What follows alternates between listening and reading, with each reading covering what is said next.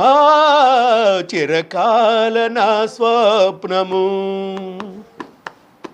ఆజ్ఞపించి నడిపించును కన్న తండ్రిలా, గురువులా బోధించును జ్ఞానవాక్కులు. ఆజ్ఞపించి నడిపించును కన్న తండ్రిలా, గురువులా బోధించును జ్ఞానవాక్కులు. ఆత్మీయత పంచుటలో అన్నదమ్ముడై, అభిమానం కురిపించును పొరుగువానిగా. అందుకే ప్రభుయేసుతో నా స్నేహము చిరకాలముండాలని,